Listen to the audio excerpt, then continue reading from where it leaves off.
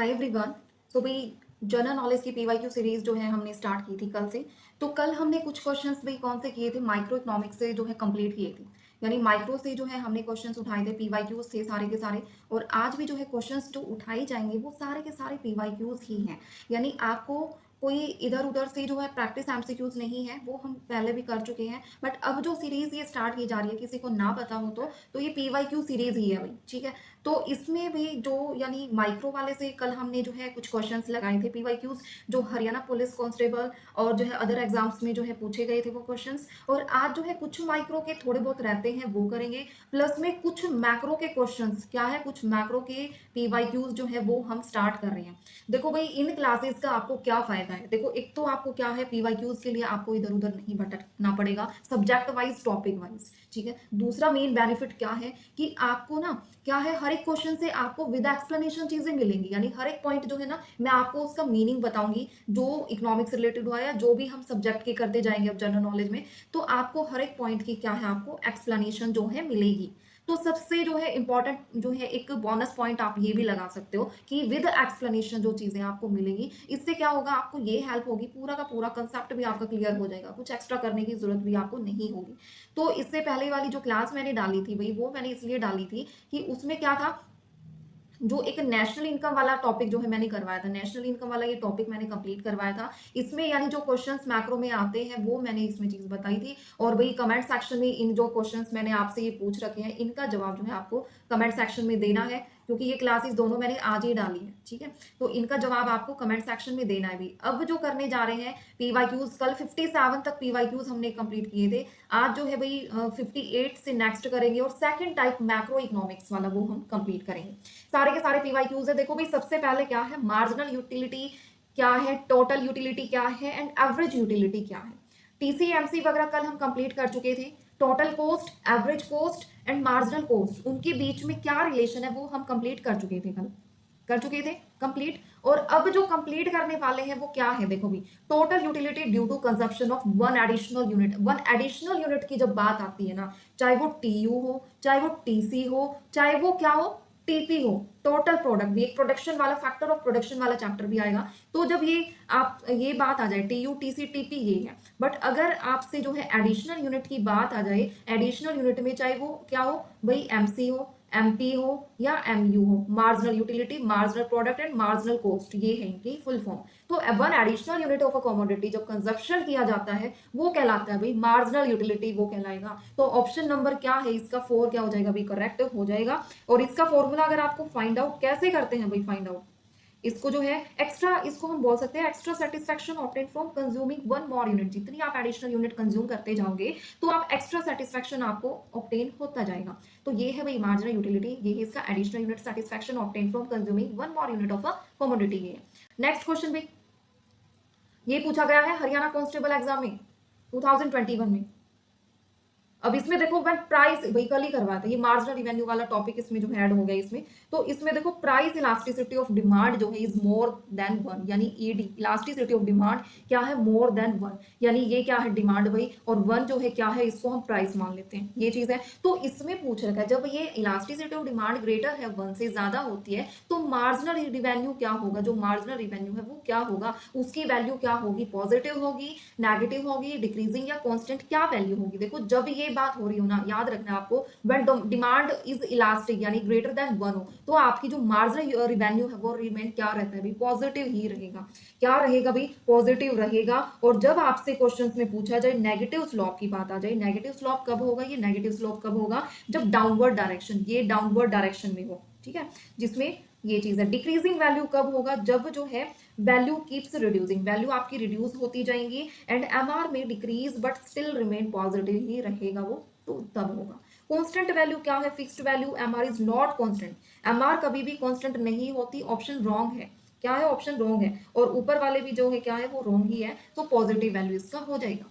Next question क्या है भाई, ये पूछा गया हरियाणा कांस्टेबल एग्जाम में, ये भी। नेक्स्ट क्या है, the output per unit of variable input is क्या कहलाएगा, आउटपुट पर यूनिट की बात हो रही है, ठीक है, क्या बात हो रही है, आउटपुट पर यूनिट। तो वो इसका आंसर क्या हो जाएगा, एवरेज प्रोडक्ट। क्या है, क्योंकि मार्जिनल प्रोडक्ट तो एडिशनल यूनिट हो जाएगी, क्या हो जाएगी, एडिशनल यूनिट हो जाएगी, जो ऊपर क्वेश्चन भी आया था। बट एवरेज प्रोडक्ट क्या हो जाएगा, आउटपुट जो प्रोड्यूस किया जा रहा है, output produced per unit of variable input, यानी आउटपुट जो है, आउटपुट प्रोड्यूस्ड क्या है, per unit of variable output, per unit of variable output, ठीक है, ये चीज है।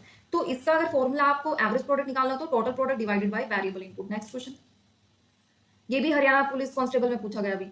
अब देखो नेक्स्ट क्या है,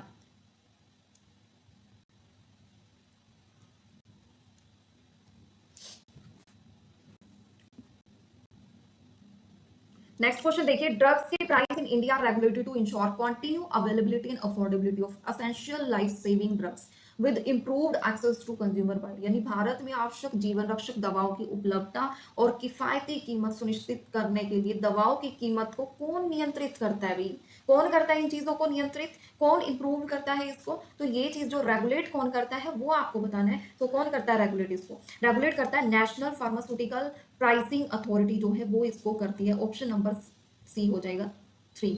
फिर क्या है 62 question, the cost of having a little more, यानी एक वस्तु की अधिक मात्रा प्राप्त करने के लिए दूसरी वस्तु का त्याग करने की लागत, त्याग जहां पे आ गया ना, सैक्रिफाइस जहां पे आ गया, फॉरगॉन ये चीज जहां पे आ गई, वो आपकी क्या कहलाएगी भाई, अपॉर्चुनिटी कॉस्ट कहलाएगी। इंपॉर्टेंट क्वेश्चन है, पूछा गया है हरियाणा कांस्टेबल एग्जाम में यही। तो अगर आपसे पूछ लिया जाए तो ये क्या है भाई, जहां पे त्याग की बात आ जाती है ना, किसी चीज को सैक्रिफाइस करना, किसी चीज को फॉरगॉन करना, ये क्या है, अपॉर्चुनिटी कॉस्ट है, अवसर लागत इसको क्या है बोलते हैं। ये चीजें भाई आपको ध्यान रखनी है। रिप्लेसमेंट कॉस्ट, कॉस्ट ऑफ कोई भी एसेट को रिप्लेस करने के लिए वो कॉस्ट रिप्लेसमेंट कॉस्ट होगी। Historical cost, original purchase cost, क्या है, original purchase cost historical cost होगी। एंड अकाउंटिंग कॉस्ट क्या कहलाएगी, एक्चुअल मॉनेटरी एक्सपेंसेस कुछ भी कर रहे हैं वो अकाउंटिंग कॉस्ट कहलाएगी। बट ये क्या है, सैक्रिफाइसिंग, और ये वाली चीज क्या हुई, अपॉर्चुनिटी कॉस्ट है। 63 क्वेश्चन क्या है इसमें देखिए भी, क्या है कि क्या है, किसी व्यक्ति द्वारा स्वामित्व वाली भूमि की अधिकतम सीमा निर्धारित करना कहलाता है। क्या अधिकतम सीमा जो है करना क्या कहलाता है, भूमि सीमा निर्धारण करना। सहकारी खेती या भूमि सुधार या जमींदारी प्रथा, ये सिस्टम ये नहीं होगा भाई। लैंड सीलिंग, भूमि सीमा को निर्धारण करना, इसका मतलब है fixing the maximum land ownership limit for individual, fixing कर देना। ये तो इसका जवाब सही क्या हो जाएगा, सी हो जाएगा। नेक्स्ट क्वेश्चन भी जल्दी करते हैं, ये सारे एग्जाम अपने आप खुद देखते जाओ, ये भी कांस्टेबल में पूछा गया था। अब आ जाती है बात भाई, किस चीज की बात आएगी, कैश पुश इन्फ्लेशन। क्या है कैश पुश इन्फ्लेशन, भाई कॉस्ट नहीं है, ये आपको ध्यान रखना है, यहाँ पे कॉस्ट पुश इन्फ्लेशन नहीं है, क्या है, कैश पुश इन्फ्लेशन है। इसमें क्या होता है, कॉस्ट में तो भाई क्या है, प्रोडक्शन कॉस्ट अगर ज्यादा आ रही है, प्राइस ज्यादा हो रही है, तो क्या होता है भाई, ये चीज होती है, ठीक है। बट इसमें किस चीज की बात हो रही है, inflation related to excess money supply and is associated with monetary factor. देखो भाई, ये आप अगर जो है आपने ये पीवाईक्यूज कहीं लगाया हो, किसी बुक से आपने अगर लगाया हो, तो भाई वहां पे क्वेश्चंस आपको ये नॉन करेंसी या मॉनेटरी कुछ गलत ऑप्शंस गिवन आपको मिलेगा। तो भाई ये जहां से बुक से अगर आप क्वेश्चंस भी करते हो ना, तो बहुत ध्यान से करा करो, क्योंकि ऑप्शंस ये नहीं है कि आपको कोई भी बुक मिल गई तो उनके सारे के सारे जो ऑप्शंस आपको करेक्ट मिलेंगे, करेक्ट नहीं मिलेंगे। तो इसमें क्या है, cash push inflation is generally related to, इसका जवाब सही होगा मॉनेटरी फैक्टर। क्या होगा भाई, मॉनेटरी फैक्टर, यानी factor other than money supply, यानी इसमें ये चीजें आ जाएंगी, ठीक है, नॉन इसमें मॉनेटरी फैक्टर। नेक्स्ट क्या है, ये पूछा गया है, कहाँ पूछा गया ये वाला क्वेश्चन, हाँ, और ये तो हो गया भाई क्या है, मॉनेटरी। अगर कॉस्ट की बात आ जाए ना, वो है भाई नॉन मॉनेटरी, कॉस्ट की बात आ जाए वो है नॉन मॉनेटरी फैक्टर। ये है, कौन सा एग्जाम में पूछा गया, ये देख ले, देख लो भाई, हरियाणा कांस्टेबल एग्जाम में पूछा गया है, अब कर लो। अब आप सोचोगे ये तो ना कॉमर्स से रिलेटेड क्वेश्चन है, भाई इसमें क्यों पूछा गया है, तो भाई पीवाईक्यूज इसलिए ही लगाना जरूरी है ताकि आपको विद एक्सप्लेनेशन चीजें जो है आपको समझ में आ जाए। तो आगे से ध्यान रखना है, अगर कॉस्ट पुश इन्फ्लेशन आ जाए तो क्या है, नॉन मॉनेटरी से रिलेटेड है। कैश पुश की बात आ जाए तो मॉनेटरी फैक्टर से रिलेटेड है। कैश कॉस्ट वाला क्यों, क्योंकि इसमें प्रोडक्शन की कॉस्ट वगैरह ज्यादा होती है, प्राइस के ज्यादा होने से, तो नॉन मॉनेटरी यानी प्रोडक्शन की ज्यादा हो रही है, इसमें कैश का जिक्र नहीं है, ठीक है। तो कैश वाले में क्या होगा भाई, monetary factor. Next, primary sector of economic activity, कौन सा हो जाएगा, प्राइमरी। प्राइमरी सेक्टर बताओ कौन सा हो जाएगा इसमें से, ऑल ऑफ द अबव, सारे के सारे जो है प्राइमरी सेक्टर है, ठीक है, सारे के सारे क्या है, प्राइमरी सेक्टर है। उसके बाद नेक्स्ट क्या है, ये भी हरियाणा कांस्टेबल में पूछा गया है, क्लासिफिकेशन ऑफ रूरल मार्केट्स। क्या क्लासिफिकेशन होगी, कंज्यूमर मार्केट के बेस पे, service market for consumer goods related for consumer market, and service market में क्या हो जाएगा, market for services and market for industrial goods, and last क्या है, इसमें सारे के सारे इंक्लूड हो जाएंगे। So all of the above इसका सही जवाब हो जाएगा। नेक्स्ट क्या है भाई, ये भी क्वेश्चन पूछा गया है, ये पूछा गया है सीईटी ग्रुप सी एग्जाम में, ये 23 यानी ये तब हुआ था ये वाला एग्जाम, ठीक है, ये वाला। अब इसमें देखो process of face to face interactions between sales person and the prospective customer is referred to, यानी जो सेल पर्सन और जो कस्टमर होता है उनके बीच आमने सामने की बातचीत की प्रक्रिया को क्या कहलाएगी भाई, पर्सनल सेलिंग। जब हम घर पे जाके जो है वो चीजें करते हैं, देखो भाई एक आधा क्वेश्चन जो है वैसा भी इसमें डला मिलेगा, तो ये नहीं है कि आपको नहीं करना, तो ये चीजें भाई आपको सारी की सारी करनी है, ठीक है। तो क्या कहलाएगी भाई, इसका जवाब हो जाएगा पर्सनल सेलिंग, पर्सनल सेलिंग हो जाएगा, जिसमें जो है फेस टू फेस वो बातचीत करते हैं। कंसल्टेटिव में ये एडवाइस वगैरह ली जाती है इसमें, और इसमें focus on quick sale transaction, transactional selling में क्विक सेल ट्रांजैक्शन जो होती है ना उन पे ज्यादा फोकस होते हैं, तो ये ऑप्शंस तो बिल्कुल भी नहीं बनते हैं, ये भी वही ग्रुप डी में पूछा गया है। अब लिमिट बता दो भी, limit of annual turnover of MSME micro enterprises की लिमिट बतानी है इसमें। सो लिमिट क्या हो जाएगी भाई इसमें, इसमें जो लिमिट हो जाएगी 5 करोड़ की, यानी ये ध्यान रख लेना 5 करोड़ की इसकी लिमिट हो जाएगी माइक्रो की। अब नेक्स्ट क्वेश्चन कर लेते हैं। अब आ जाते हैं मैक्रो के क्वेश्चन। इसमें देखिए, इसमें कुछ एक जो है आपको दिखेगा, ये ऑक्शन रिकॉर्डर में ये क्वेश्चन पूछा गया है, शेयर से कंपनी से रिलेटेड ये क्वेश्चन है भाई, और कॉमर्स वालों को तो ये आता भी होगा। तो रियल ओनर की बात आ जाती है ना, तो रियल ओनर कौन होता है कंपनी में, जो इक्विटी शेयर होल्डर होते हैं ना भाई, वो रियल ओनर होते हैं, ठीक है। कौन होते हैं, रियल ओनर होते हैं। तो इनमें अगर मैं आपको मोटा मोटा बता दूं, प्रेफरेंस शेयर होल्डर कौन से होते हैं, शेयर होल्डर वो होते हैं जो वो गेट फिक्स डिविडेंड प्रेफरेंस, जो होती है जिनकी फिक्स डिविडेंड में प्रेफरेंस होती है, ठीक है। डिवेंचर होल्डर कौन, जो अपनी मनी उधार देते हैं कंपनी को, वो डिवेंचर होल्डर होते हैं। तो ये चीज़ है, बस इतना कुछ एक्स्ट्रा करने की जरूरत नहीं है आपको, जहां ज्यादा कुछ करने की जरूरत है वो मैं आपको करवा रही हूँ। अब इसमें देखो, a sales man have the customer consumer to match their needs with the, किस चीज के साथ नीड्स को मैच करने की वो रही है, तो प्रोडक्ट की बात है भाई, प्रोडक्ट ही तो देखेंगे, उसी से तो अपनी वो चीजें आवश्यकताएं जो है मिलान करके देखेंगे, सो प्रोडक्ट हो जाएगा, ठीक है। नेक्स्ट क्या है, capital is the excess of, जो कैपिटल है वो क्या है, पूंजी किसकी अधिकता होती है, वो आपको बताना है किसकी अधिकता होती है भाई, पूंजी यानी capital. Asset liabilities to outsider, क्या है एसेट लाइबिलिटीज टू आउटसाइडर, ये क्या हो जाएगा, capital is the excess of, किसे एसेट से ज्यादा होती है, and over liabilities to outsider, ठीक है। ये भाई ये थोड़ा सा कॉमर्स का क्वेश्चन था, डिविजनल अकाउंटेंट में पूछा गया था। यहाँ पे देखो एग्जाम्पल, जो मैक्रो इकोनॉमिक्स का एग्जाम्पल नहीं है इसमें, बताओ भाई क्या नहीं है मैक्रो इकोनॉमिक्स का एग्जाम्पल, इसमें आपको खुद भी दिख रहा होगा।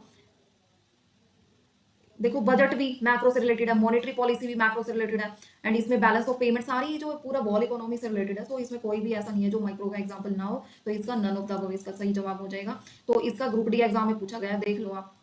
देखो थोड़ा सा प्राइस इंक्रीज होता है and sudden rise in price is not, किसमें नहीं होता भाई, डिफ्लेशन में प्राइस क्या होते हैं भाई, कम होते हैं, डिफ्लेशन में प्राइस कम होते हैं, बाकी इनमें प्राइस ज्यादा होते हैं। तो देखो किसका एग्जाम है, इसमें नोट की बात है, ये क्वेश्चन आपको ध्यान से चीजें देखनी है, कहाँ पे नोट लिखा हुआ है कहाँ पे। अब आपने ये देख लिया स्मॉल राइज इन प्राइस, आपने फटाफट इन्फ्लेशन लगा दिया, तो किसकी मिस्टेक है भाई, आप लोगों की मिस्टेक है, क्वेश्चन की मिस्टेक नहीं है। तो डिफ्लेशन की बात है, ये डिफ्लेशन में इंक्लूड होगा, ठीक है।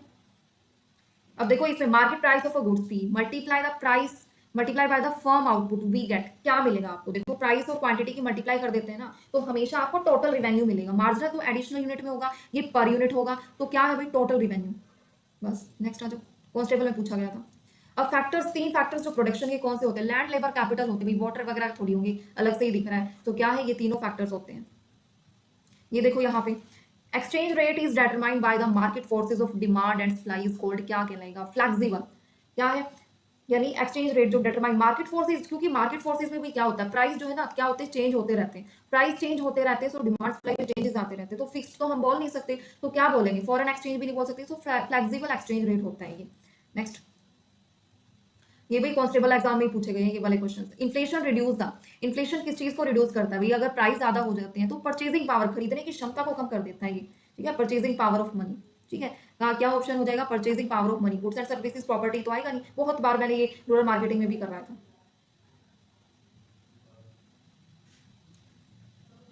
Dash is use to regulate the dearness allowances of government staff and industrial workers, तो इसमें क्या हो जाएगा भाई, इसमें यानी क्या है, सरकारी कर्मचारियों और औद्योगिक श्रमिकों की महंगाई भत्ते को नियंत्रित करने के लिए डैश का उपयोग किया जाता है, किस चीज का उपयोग किया जाता है, consumer price index for industrial worker का यूज किया जाता है भाई, ये कल भी एक क्लास में जो है ये क्वेश्चन आया था इस टाइप का, तो ये ध्यान से करके चलो, यानी ये यूज किया जाता है भाई डियरनेस अलाउंसेस जो एम्प्लॉय का होता है उसके लिए, कांस्टेबल वाले में पूछा गया है।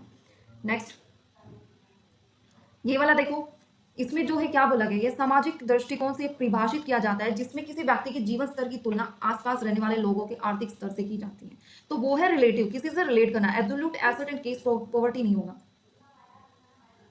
ठीक है। तो रिलेटिव पॉवर्टी जो है इसका सही जवाब होगा। तो रिलेटिव पॉवर्टी जो है कंपेयर करती है person living standard with others in society.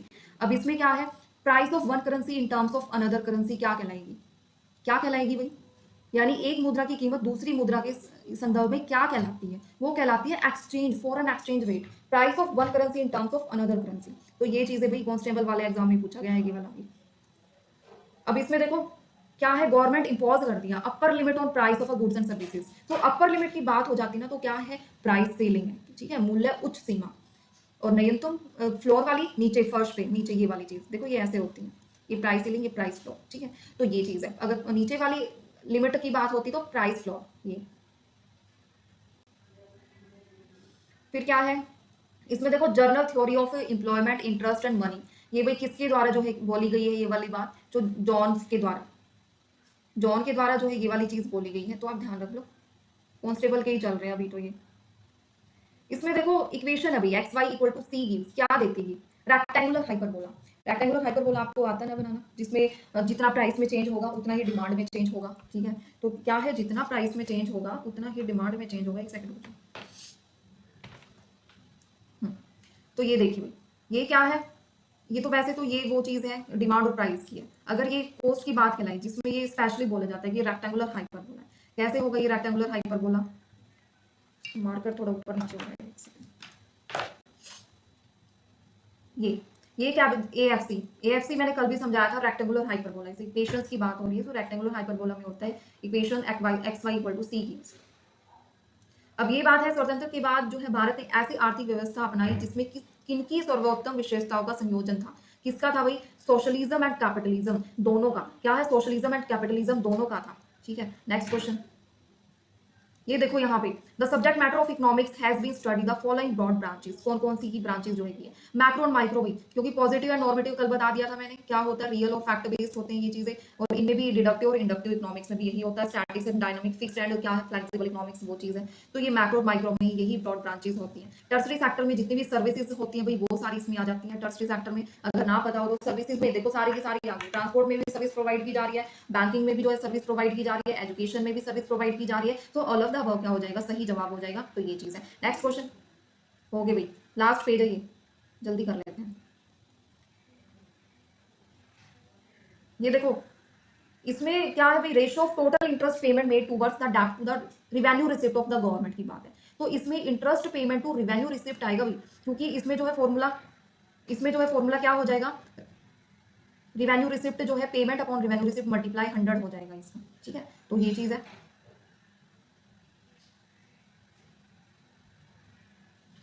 अब इसमें the speed of upward thrust in price is slow, तो ये 2-4 क्वेश्चंस मैं कल वाले में ऐड कर दूंगी, ठीक है। तो भी करते हैं सेशन का एंड।